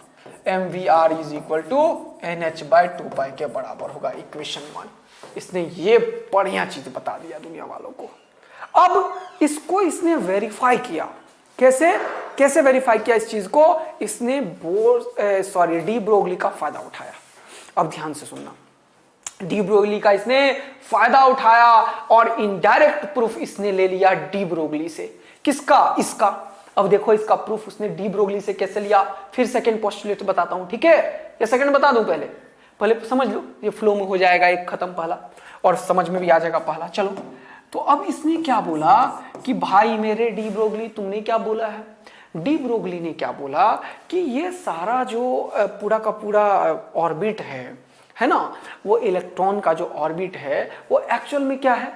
ये इलेक्ट्रॉन जो घूम रहा है, ध्यान से सुनना बेटा, इलेक्ट्रॉन जो घूम रहा है ये इलेक्ट्रॉन पार्टिकल भी है और वेव भी है, इलेक्ट्रॉन पार्टिकल भी है और वेव भी है। अगर ये इलेक्ट्रॉन वेव है तो ये स्टेशनरी ऑर्बिट में घूमता है। तो स्टेशनरी ऑर्बिट में अगर ये घूमता है तो इस तरीके से, अगर वेव है तो ये वेवलेंथ होगा उसका, हाँ वेवलेंथ होगा उसका, बहुत ही बढ़िया। और ये अगर आर रेडियस पे घूमता है तो अगर वो वेव यहां से चलना शुरू किया तो ये वाला जो लेंथ होगा पूरा का पूरा, जो स्टेशनरी ऑर्बिट में पार्टिकल का मूवमेंट होगा।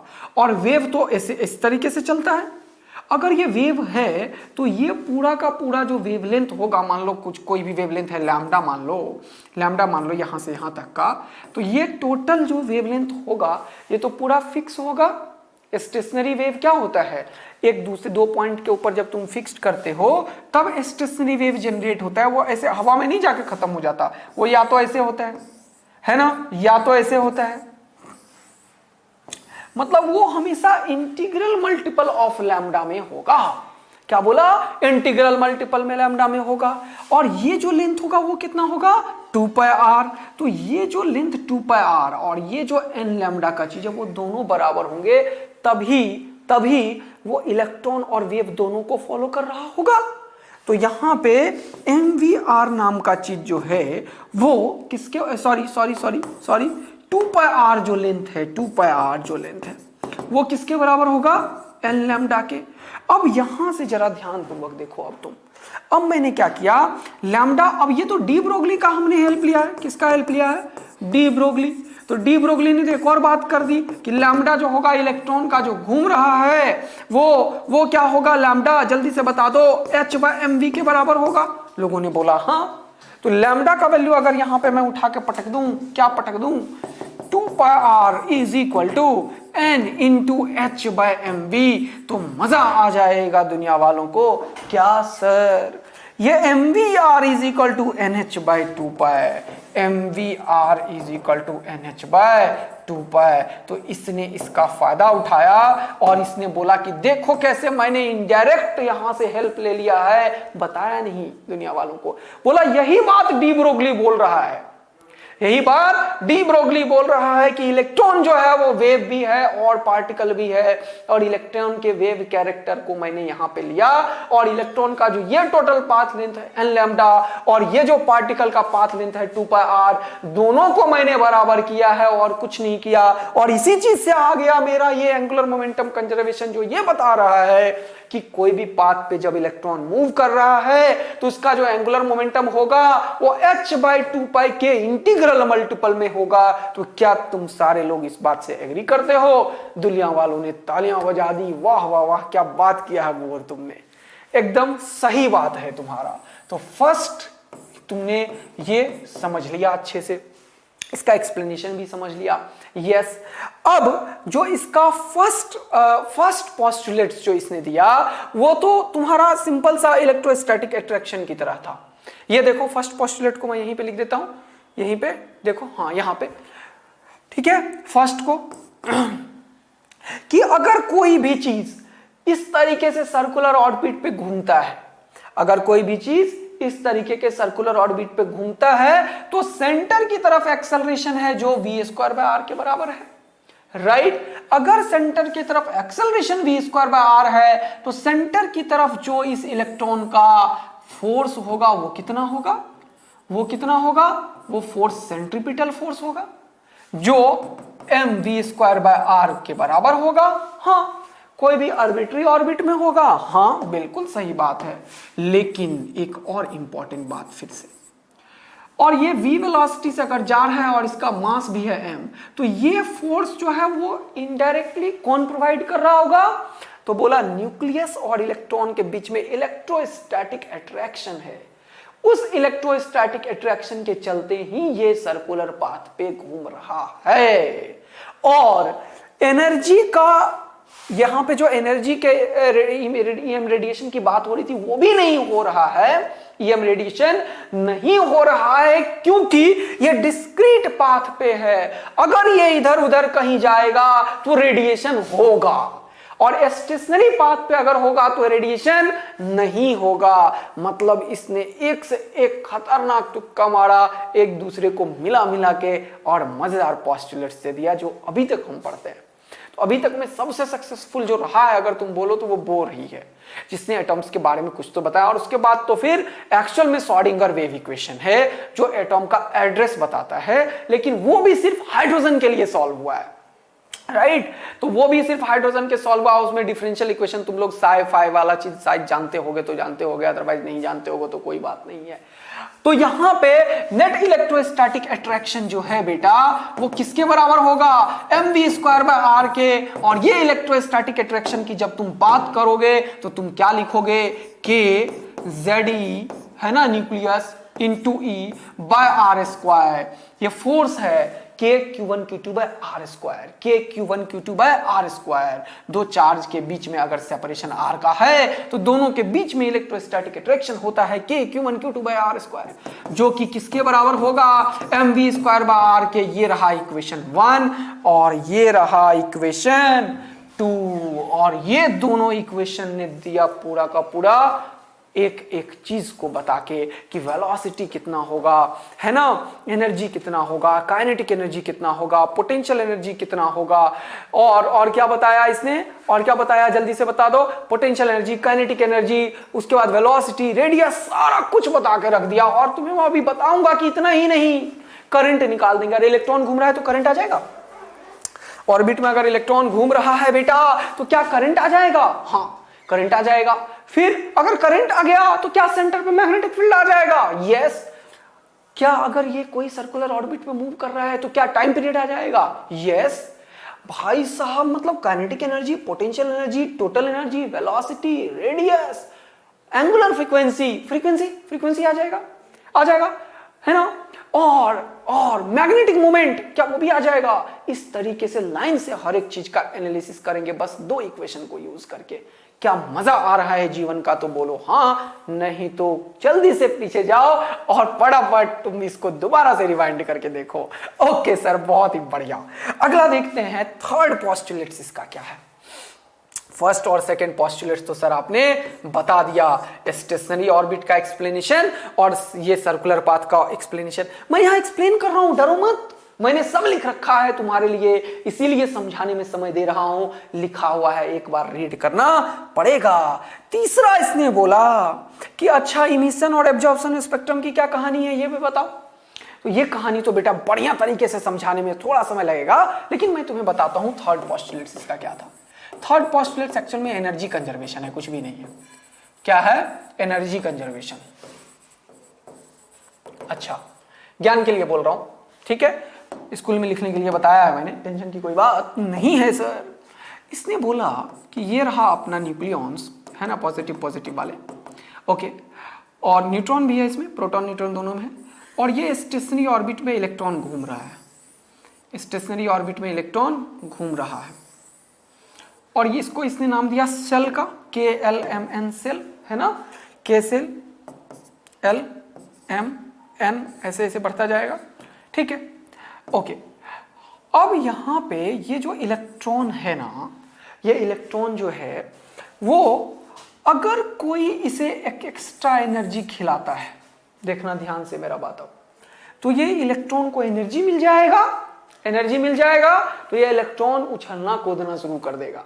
जैसे तुम्हें घर में तुम्हारे दादाजी आए, नानी माँ आई, और नानी माँ आई तो तुम तो समझ ही गए होगे कुछ तो मिलने वाला है, अब कुछ ना कुछ तो मिल ही जाता है ना।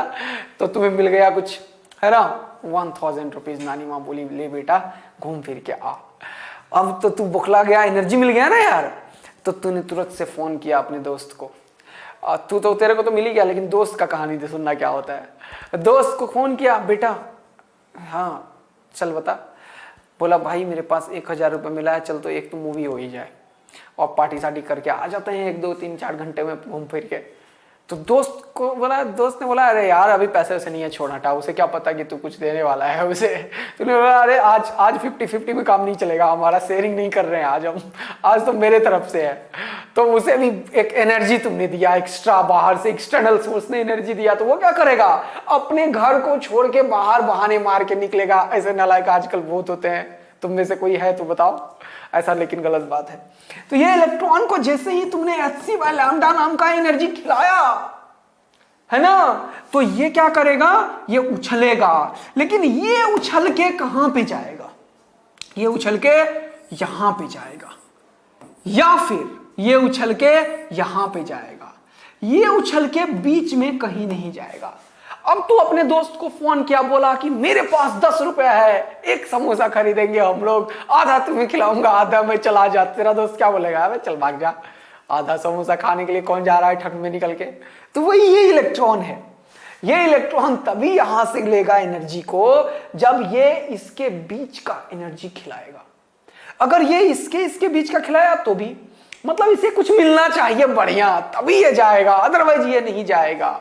मतलब एक सुरक्षित जगह से दूसरे सुरक्षित जगह में ये जाएगा, तीसरे सुरक्षित जगह में जाएगा, ऐसे हवा में ये कूदना शुरू नहीं करेगा। तो ये है अपना थर्ड पोस्टुलेट्स कि इलेक्ट्रो एनर्जी का एब्जॉर्प्शन जो होगा वो इस तरीके से होगा कि ये जो इलेक्ट्रॉन है ये हमेशा किसी न किसी स्टेशनरी ऑर्बिट पे ही जाएगा, किसी भी आर्बिट्री ऑर्बिट में नहीं जाएगा। एंड इस इलेक्ट्रॉन का इमिशन भी हो सकता है।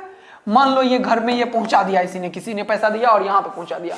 अब ये बेचारा बुखलाए हुए है, इसको अपने घर में दोबारा वापस आना है, तो ये उतना ही एनर्जी यहां से उसे अगर यहां आना है तो उतना ही एनर्जी का फोटोन निकालेगा। और वो एनर्जी किसके बराबर होगा, इन दोनों के एनर्जी गैप के बराबर होगा, तब ये यहां पे आएगा। मतलब एनर्जी निकालेगा तो घर के अंदर और एनर्जी मिलेगा तो घर के बाहर जाएगा। और इसी पोस्टुलेट्स को थर्ड पोस्टुलेट बोलते हैं। एक तरीके से ये तो एनर्जी कंजर्वेशन है, देखो है ना, यहां इसका गैप का एनर्जी, इसका गैप का एनर्जी और ये एनर्जी मिला दोगे तो ये एनर्जी मिल जाएगा, है ना। इसलिए मैं इसे क्या बोलता हूं, एनर्जी कंजर्वेशन। कुछ भी नहीं है ये। तो यहां पे जरा ध्यान देना बेटा और मजा आएगा तुम्हें। तो यहां पे अगर कोई भी ये मान लो के सेल है और ये एल सेल है, तो के सेल और एल सेल में अगर ये एनर्जी गया तो क्या लिखोगे तुम, hc/λ नाम का एनर्जी तुमने खिलाया यहां पे, यस सर। और वो इन दोनों के बीच के एनर्जी गैप यानी कि hc/λ इज इक्वल टू, अगर मैंने बोला है कि ये मान लो 1 नंबर और ये मान लो 2 नंबर पे है, 2 नंबर है और ये मान लो 1 नंबर पे है, या ये एल है और के है, तो इसी को देख लो, बोलो हाँ है ना, हाँ सर। तो ये एनर्जी का गैप तुमने खिलाया तो ये आया यहां पे, तो तुम क्या लिखोगे, energy of L minus energy of के, ये दोनों के बीच का एनर्जी इसने खाया। बोलो मजा आया। तो यहां से अगर मैं बोलूं लैम्डा निकालो, वेवलेंथ कितना का ये होगा फोटोन जो इस पे जाए तो एल सेल पे पटकाए, तो उसका आंसर क्या होगा बेटा, अगर लैम्डा निकालना है तो वो हो जाएगा hc/el माइनस e के। बोलो क्या बात पूरा समझ में आया या नहीं आया बेटा, जरा सा भी अगर दिक्कत है तो बोलो बेटा, फटाफट बोलो। तो ये हमें समझ में आ गया 3 इक्वेशन सर, और ये तीनों को अपन सॉल्व करेंगे और एक एक चीज निकाल के रख देंगे, यस सर। तो देखते हैं अब इन तीनों का पोस्टुलेट्स का लैंग्वेज क्या है, और ये जो मैंने बताया है एक इक्वेशन और ये जो बताया है मैंने दूसरा इक्वेशन, इसको अब मैं सॉल्व भी करूंगा और सारी चीज निकाल के रख देंगे जो मैंने बताया था। सबसे पहले अब जो तीनों पढ़ाया उसको एक बार समरी तो करना चाहिए हमें, ओके सर। तो यहां पे मैंने इस सब को क्या किया, समराइज कर दिया जल्दी से। अब आप पढ़िए, ठीक है, इसको जरा रीड कीजिए तो मजा आएगा। चलिए जल्दी देखिए, तो फटाफट देखिए। बोर्स मॉडल का अपने पास एक खतरनाक सा चीज आ चुका है सर। आपने बता दिया नील्स बोर था, बहुत ही बढ़िया नाम है, ग्रेट नेम इन फिजिक्स है, जो भी है। ओके, बोर्स का पोस्टुलेट्स जो पहला है वो क्या है? The electron revolves around the nucleus in circular orbit. और इसके चलते ही मैंने इक्वेशन बना दिया, कौन सा? इसके लिए इक्वेशन कौन सा बनाया भाई? KZE into E by R square is equal to mv square by R। बहुत मजा आया, पहला इक्वेशन। दूसरा, the orbit of the electron around the nucleus takes only some special value of radius. Some special value मतलब वही discrete orbit का explanation है ये। In this orbit special radii the electron does not radiate energy as expected from the Maxwell law. Clear हो रहा है ना? These orbits are called stationary orbit का डेफिनेशन बता दिया मैंने। और स्टेशनरी ऑर्बिट का एंगुलर मोमेंटम फिक्स होता है, तो उसने यहां पे बता दिया कि in stationary orbit the angular momentum L of electron about the nucleus is an integral multiple of Planck's constant h divided by 2 pi. और इसको इसने लिख दिया L is equal to NH by 2 pi, right. इसको H cut भी बोलते हैं, H cut है ना। H कट क्या sir? N into H cut. H cut होता है h बाई 2 पाई के बराबर। एच कट किसके बराबर होता है? एच कट होता है h बाई 2 पाई के बराबर। बकवास सा एक चीज, बहुत ज्यादा लिखने से बचने के लिए है ये, ठीक। और ये स्टैंडर्ड नोटेशन है ना, क्वांटम फिजिक्स में यूज होता है। अच्छा अब आ जाओ, this last assumption is called Bohr quantization rule and the assumption A to D are known as Bohr's postulates। तो ये एक बोर क्वांटाइजेशन रूल भी बोलता है, कभी अगर कुछ पूछे कोई तो तुम्हें समझ में आना चाहिए। और ये रहा अपना एनर्जी कंजर्वेशन का law. The energy of the atom has defined value, fixed value, stationary value पे ही वो यहां से वहां जाएगा, ठीक है। A given stationary orbit, the electron can jump from one stationary orbit to other। सिर्फ वो stationary orbit से ही stationary orbit पे जाएगा, वो कहीं पे भी नहीं चला जाएगा। अगर ये न्यूक्लियस है तो इलेक्ट्रॉन उछल के यहीं पे जाएगा, इसके आगे ही जाएगा, बीच में कभी भी नहीं जाएगा। वो एनर्जी खाएगा ही नहीं जिससे बीच में जाए, वो हमेशा ऐसा एनर्जी खाएगा जो फिक्स्ड स्टेशनरी ऑर्बिट के गैप का एनर्जी होगा। और वो कितना होगा वो सब एक्सप्लेनेशन से आएगा, फर्स्ट इक्वेशन सेकंड इक्वेशन को सॉल्व करके आएगा। यस सर, बहुत ही बढ़िया। और आगे मैंने बताया, if it jumps from the orbit of higher energy E2 to an orbit of lower energy E1, तो higher energy orbit to lower energy orbit जो होगा वो h न्यू के बराबर होगा या hc बाय लैम्डा के बराबर होगा, जो कि मैंने तुम्हें बताया। और ये तो कुछ भी नहीं है, ये तो रेडिएशन और एनर्जी के इक्वेशंस को ही बता रहा है। तो ये सब जब अगर आप पूरा समझ लिए तो आपको काफी कुछ समझ में आ गया है। अब मैं इसका मैथमेटिक्स करता हूं और पूरा का पूरा क्वेश्चंस और न्यूमेरिकल समझाता हूं। अभी तक सारा थ्योरी मैंने समझाया आपको। एक चीज और बताने को है हमारे पास, वो है कि इस बोर्स का ना कुछ लिमिटेशन है, और ये बोर के लिमिटेशन को मैं बताऊंगा। तो अब बोर्स का मॉडल तो सारा समझ ही गए हो, तो बोर्स के लिमिटेशंस को भी देख लेते हैं थोड़ा सा। ये कुछ चीज ऑप्टिकल स्पेक्ट्रा वगैरह को नहीं बताया, ये बोर्ड में जो है ये इसको देखना, अगर रीड करना हो तो रीड करना, और ये एक्सप्लेनेशन मैं अभी दूंगा। अब मैं आ जाता हूं मैथमेटिक्स के ऊपर और समझाने के ऊपर सारा। तो ये तो मैंने दो इक्वेशन बना लिए हैं, कौन कौन से? K Z e by r square is equal to mvr by 2 pi. अब इसे मैं सॉल्व करता हूं बेटा, ठीक है, ओके। तो अब देखिए, चलिए आ जाइए सर आप बहुत ही बढ़िया तरीके से, जल्दी देखिए। तो ये रहा सर, चलो। तो we have two equations now, we have two equations now.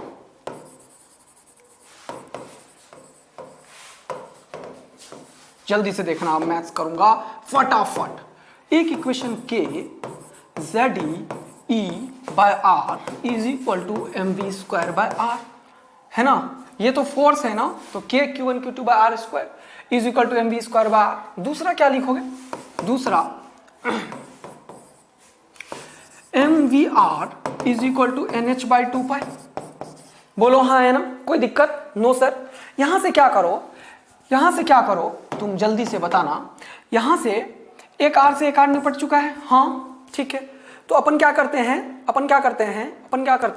Are का वैल्यू निकाल लेते हैं। आर का वैल्यू क्या निकला? NH बाय 2 पाई mv, ये हो गया। NH बाय 2πmv, बोलो हाँ है ना। अब मैं क्या करता हूं, इस इक्वेशन में से इसे पुट कर देता हूं, ठीक है।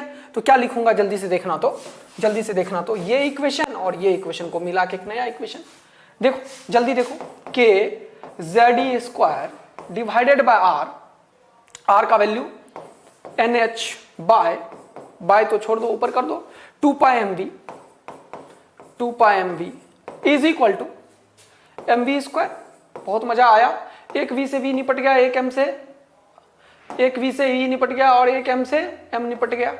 क्या बचा, यहां से v डायरेक्ट आ गया, v का वैल्यू कितना, v का वैल्यू आ चुका है मेरे दोस्त, कितना सर, 2πkZE² बाय NH। बहुत सुंदर, बहुत सुंदर, बहुत बढ़िया, बहुत मजा आया सर। यहां पे देखो ये k तो होता है 1/4πε0, डन है। ये e फिक्स है, अपने को पता है 1.6 × 10⁻⁻19, पाई का वैल्यू पता है, ये n, ये KLMN की तरह है, मतलब वो डिस्क्रीट ऑर्बिट है और h प्लैंक्स कांस्टेंट है। तो यहां से v का वैल्यू जब तुम देखोगे तो क्या लिखोगे, 2πkE² बाय h, ये सब कांस्टेंट, हाँ, और ये आ गया ऊपर में z और ये आ गया नीचे n, तो ये हो जाएगा z बाय n, यानी कि वेलोसिटी जो होता है वो क्या होता है बेटा, z बाय n के प्रोपोर्शनल होता है। तो velocity of nth orbit is proportional to z by n। ये लाइन हमें एकदम रट्टा मार के रखना है, ये वाला लाइन बेटा, कौन सा लाइन, ये वाला लाइन हमें रट्टा मार के रखना पड़ेगा सर। अब आयो मजा, यस सर, समझ में आया, वेलोसिटी निकल गया है आपके पास। तो अब इस वेलोसिटी को उठा के इसमें रख दोगे, इस वेलोसिटी को इसमें, तो क्या निकल जाएगा, रेडियस, यस, तो रेडियस निकालने में मैं इंटरेस्टेड हूं, NH बाय 2πm है ना, रेडियस निकालने में मैं इंटरेस्टेड हूं। Radius is equal to NH divided by 2πm into v, है ना, NH is by 2πm into v, NH by 2πm into v। v का वैल्यू देखो क्या लिखोगे, 2πkZE² bye h, 2πk z कहां चला गया भाई, उधर, okay, 2πkE² by h, 2πkE² by h, और यहां पे z बाय n, बोलो मजा आया जीवन का, z by n, okay sir. अब जब इसे सॉल्व किया तुमने, जब इसे सॉल्व किया तो मजा आ गया फिर से सर, कुछ निपट रहा है या ऐसे ही मजा आ रहा है तुम्हें, ये ऊपर और ये नीचे, ठीक है, बहुत ही बढ़िया बात है।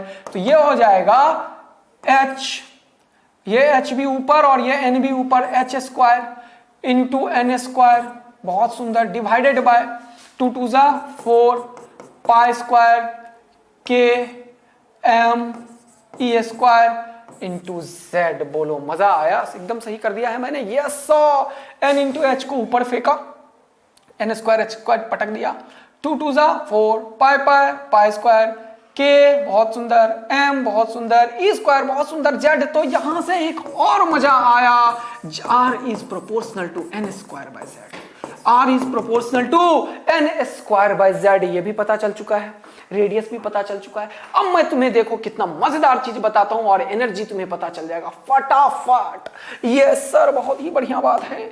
तो यहां पे बेटा अगर मैं बोलूं कि इसका पोटेंशियल एनर्जी बताओ, क्या बताओ, पोटेंशियल एनर्जी, तो पोटेंशियल एनर्जी क्या बोलोगे तुम, k q बाय r, हाँ बहुत ही बढ़िया, और क्योंकि ये इलेक्ट्रॉन है तो माइनस लेना पड़ेगा, यस, क्योंकि ये इलेक्ट्रॉन है तो माइनस लेना पड़ेगा, यस, तो ये क्या हो जाएगा, जल्दी से देखो, ये क्या हो जाएगा, -kZE² बाय r, बहुत ही बढ़िया। अगर मैं बोलूं काइनेटिक एनर्जी बताओ, तो क्या लिखोगे, हाफ mv², जरा देखो तो हाफ mv² का वैल्यू तुमने क्या लिखा है, जल्दी देखो, mv² का वैल्यू क्या है, kZE² बाय r, mv² का वैल्यू क्या है, kZE² बाय r, ठीक है, kZE² बाय r, यहां पे क्या हो जाएगा, mv² का वैल्यू क्या है, kZE² बाय 2r, बोलो मजा आया, बोलो बेटा, मजा आया या नहीं आया? Yes sir. ये रहा काइनेटिक एनर्जी और ये रहा पोटेंशियल एनर्जी। जरा देखो पोटेंशियल एनर्जी जो है वो काइनेटिक एनर्जी और पोटेंशियल एनर्जी का मैग्नीट्यूड तो यही है, kZe स्क्वायर बाय आर इसमें भी है, kZe स्क्वायर बाय आर इसमें ही है, इसमें 2 है। अगर ये 2 को यहां कर दूं तो क्या ये पोटेंशियल एनर्जी के बराबर हो जाएगा? Yes sir. मतलब ट्वाइस ऑफ काइनेटिक एनर्जी जो होगा, twice of kinetic energy potential energy के बराबर होता है। तो ये ज्ञान पता चला कि twice of kinetic energy is equal to potential energy equation first magnitude wise. Okay, यदि टोटल एनर्जी की बात करो तो दोनों को ऐड करो, ये है पूरा और ये है आधा, और ये माइनस का और ये प्लस का। अरे सेम ही चीज तो है। इसको मान लो x, इन सारे को मान लो x, ये हो गया माइनस एक्स और ये हो गया x/2।